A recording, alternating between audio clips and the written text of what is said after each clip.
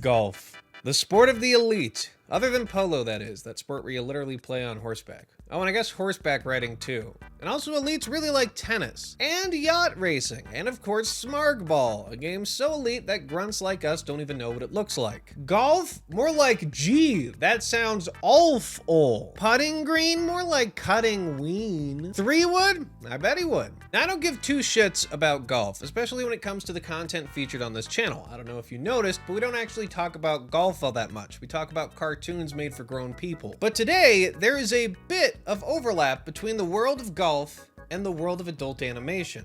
And specifically, when I say the world of golf, I mean golf video games, which I know sounds like the most interesting thing ever. And we all know the only thing more boring than a golf video game without Donkey Kong in it is an old golf video game without Donkey Kong in it. And that's what we're talking about today. Tiger Woods 99 for the PlayStation by EA Sports is in a game. And also, I promise it's interesting. This priceless artifact, This priceless artifact from 1998? That doesn't make any fucking sense. This is a video game where you can play as Tiger Woods as you play golf. Back of the box says you can get through 18 holes in 30 minutes. If you can handle it, that is. 18 holes, that is. Like sex. This is my treasure. My treasure. I need my treasures. This is treasure. It's she looked up so quickly. This is Okay, full transparency, this game is basically garbage now. Oh, but Mr. Cow, what about the preservation of gaming history? This isn't gaming history, okay? It's television history. Technically, if you change the definition of the words television and history, but this is legitimately just garbage now, all right? It's as common as seeing a naked person in the gym locker room. There's just always one right around the corner, ready to ruin your day. Look, watch this. This one goes away, right over here. Same exact thing. So I'm sure you're wondering, what makes this game special? What makes it worth a damn? Well, this specific one, absolutely nothing. But if you were to buy one of these specific games from the first 100,000 or so copies sold, you could pop the disc into a PC. That's right, this PlayStation disc into a personal computer. And if you were to do a little bit of finagling with some of the files and you were to open up a file labeled zzdommy.dat, you could find this. Dreidel, dreidel, dreidel, I made you out of clay. Dreidel, dreidel, dreidel, we had that stupid song. Yeah. That is the Spirit of Christmas, the Trey Parker and Matt Stone short that led to the creation of South Park after going viral in the mid to late 90s. And it's on Tiger Woods 99.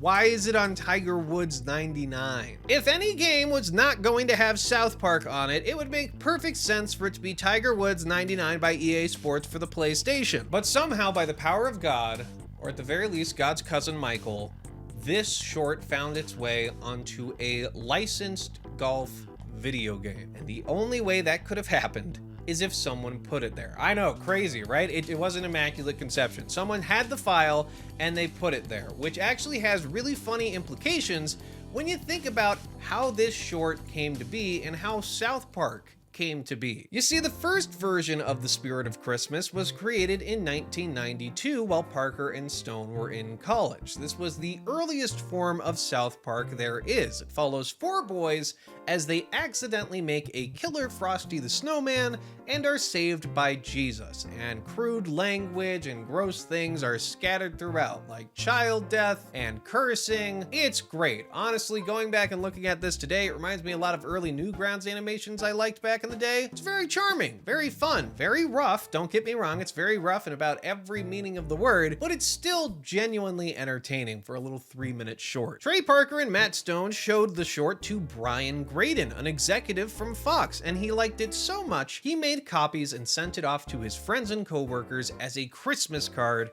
in 1993. Then the following year, Brian Graydon commissioned Parker and Stone to make yet another Spirit of Christmas short. This time, he was going to use it as a Christmas card again, but he was going to pay him money for it, which I have to say, I know this is a little bit dated and I am a young man in my early 60s, but I've never understood the concept of a Christmas card. Like, I genuinely don't get it. Now, granted, I don't have any family, loved ones, friends, or even acquaintances or coworkers I could send it to, and now I'm realizing why I don't know anything about this. We can just move on. This second short is the one that appears in Tiger Woods 99 by EA Sports for the PlayStation. It's a much more familiar version of these South Park characters with better voice acting, animation, everything. It's just better. It's better in every conceivable way. You're such a fat fuck, Cartman. Instead of Jesus fighting Frosty, Jesus fights Santa in a battle that would make even the most skilled of early Newgrounds animators blush. It's a fight between the religious side of Christmas and the commercial side of Christmas. It's filled with crass language not fit for YouTube, like fuck and shit and bastard and asshole and stuff like that. And it's honestly very charming and funny.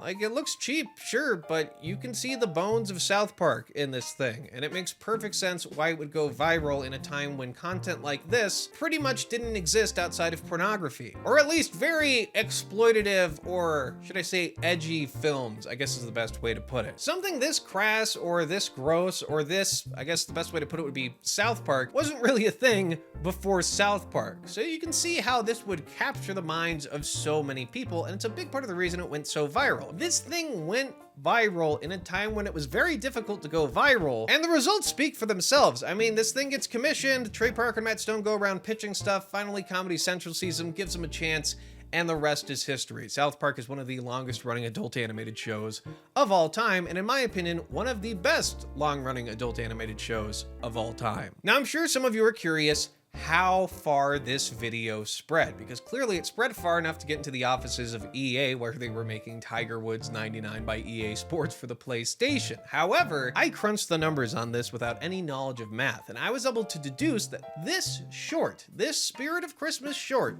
was copied and viewed by 36 billion people.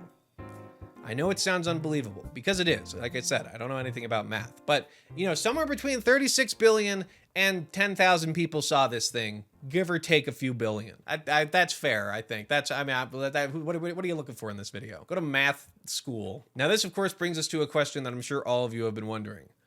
Who did it? Who did it? Well, I'll tell you. I don't know. See, I really did look around for this. I found this great article by Jack Yarwood from Time Extension, which is a website I've literally never heard of before, but nonetheless, this article claims to have inside information from an anonymous source who worked on the game. And also they talked to one of the producers of the game, whose name is Stephen Cartwright. So, you know, not fully anonymous, but half and half anonymous. This article has some interesting tidbits and insights that can't really be found anywhere else about how EA was reacting to things. And you won't be able to find this stuff in this video either. If you want those interesting little tidbits, go check out that article by Jack Yarwood. I'm not going to share it all here because, frankly, it's overkill for our purposes of this video. It's just little extra details if you really want them, and I'd encourage you to read it if you're really interested in this topic. But basically, someone snuck the file onto the disc, it made it into the final copy of the game, the mastered copy, the one that went gold, as they say sometimes, and it made it onto the shelves for about the first 100,000 copies or so. Now, I'm sure some of you think that, oh, they just did it as a joke. Whatever the developer, they had the thing lying around, they had the short, and they were like, wouldn't it be funny if I put this on the game? Wouldn't that be cool because it's gone so viral, everyone shared it with me? What if I was able to share it with the most people ever by putting it onto a video game secretly so people could access it? And that could have been a motivation behind it, but there is also a real actual reason why you would add a file that is never supposed to be accessed to a CD. And this is something I never knew before, and granted, I learned it from things like Reddit comments and comments on articles. So, big old grain of salt from a man who doesn't know many things outside of what Peter Griffin's middle name is. It's Robert. So basically, CDs read faster from the outside of the disc instead of the inside of the disc. So what you could do is stack a bunch of data on the inside of the disc to push other data to the outside. Don't ask me, I just work here. But that is an actual thing I've read in multiple different places, and basically what it does is it means that you have a bunch of data in the middle of the disk that you're just not going to read. It just sits there. You have this extra space. Don't use it to store your game. Use the outer ring because it'll read much faster and maybe improve load times and things like that. So you have to put a file in, and this developer just so happened to choose the South Park Spirit of Christmas short, maybe because it was being shared around so much, maybe because he wanted to say fuck you to EA. Who knows? It's really unclear what his motivations were. But what we do know is there is a real actual reason why this would be done. Now, in hindsight, should a developer at a multi-million-dollar company have used a video filled with child death and swearing and all different sorts of adult themes in an E for Everyone video game about golf? No, you should probably use like a clip from Winnie the Pooh or like a video from your vacation of a waterfall, like stuff someone wouldn't care about, little Easter eggs like that. Maybe a video of golf, like a cool Tiger Woods golf swing. Could have done that for the padding, but for some reason they decided to use this as the dummy file, at least is what I'm calling it. I think that's why the name of the file was zzDummy.dat. I'm not some smart programmer man, but that makes sense to me. It was a dummy file. It's meant to fill out the space, push the data to the outside of the disk. If I'm dead wrong, you all have full reign to make fun of me in the comment section below. You can make fun of the eye, you can make fun of the hair. Bailey's off limits. She's resting, but that's what I pieced together on this. So there's a real reason why they would do it. But wouldn't you know, EA was not too happy about this revelation, and they thought it could destroy the entire company to have a short this crass and this gross on their E for Everyone golf game. So they issued a statement, and then nothing happened.